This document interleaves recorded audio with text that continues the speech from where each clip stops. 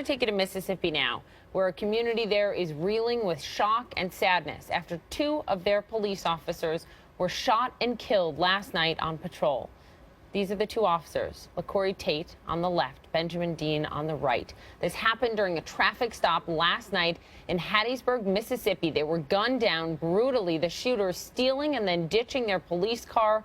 LaCorey Tate was just 24 years old. He had just graduated from the police academy, was incredibly excited to be serving his community. His partner, Benjamin Dean, was 34 years old. He was married, and he was a father of 2 children. Dean was also named Officer of the Year back in 2012.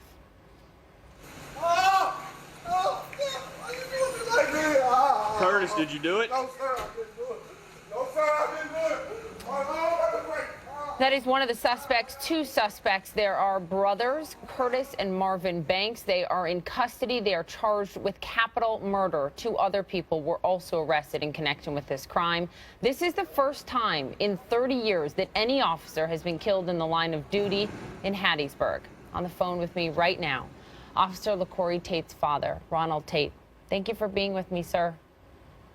Yes, ma'am. Thank you. I am deeply sorry for your loss. What can you tell us about your son? Well, first thing I'd like to say about my son was I just expect that, would hope that the world would just understand that this was not a police officer first for me. This was my son. This was my baby. You know, Officer Tate and Police Officer Tate and Patrolman Tate, that all came secondary. This was my baby. I know. This was my baby. And that's all I see, my baby. This is my baby who went a flight, man. He was just wonderful, and he was doing what he wanted to do, and he was happy. I talked to him every week. He texts me every day, "What's up, Dad?" to let me know he was doing all right. But I just want people to understand that take the blue suit off of my baby, because this was my baby, I was willing to allow to go into this type of work, dangerous, a guy who understood and loved everybody, peaceful, passive, understanding, wouldn't hurt anybody. What is it about him?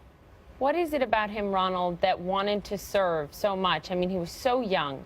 He had just graduated from the police academy 11 months ago. What is it about him that wanted to give back to his community? Well, ever since he was small, he loved police cars and the lights and the flashing lights. And you know, in the 90s, they stopped with the push cars and the cars that would go by themselves, and they put motors in them. And so I got him those type cars that he could ride, and he was fascinated. But now he went to Southwest Mississippi Community College, and he graduated after 2 years with a certificate in automotive. So he was manager at O'Reilly's Auto Parts as a young man, 19 or 20, and he went to AutoZone as a manager. So, and then he says, "Dad, you know what? I want to be a police officer." And he had this enthusiasm and this fire in his soul, and I knew he meant that. After paying all this money for automotive, I said, this guy wants to be a police. Yeah, I know. You also have a daughter, his sister, and you've said that she is absolutely devastated, and that he was really a protector to her, that he looked out for his sister. Yesterday evening, before this all happened, she and I was on the phone, and this is exactly was her exact words. "Dad, he's my protector. He is my protector." We talked about him for about an hour because she was on her way to her mom's house for Mother's Day, and he wasn't able to go because he had to work, and we just talked about him, and they're 11 months apart, so it was almost growing up as twins. They were always able to play with themselves without other people.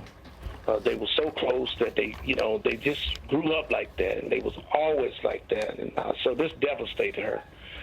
And I talked to her today, and I thought she was a little better because she was there. She got to the hospital and found out, and he was still in the room, and she touched his face, and she said, you know, Dad, I touched his face, and it was cold.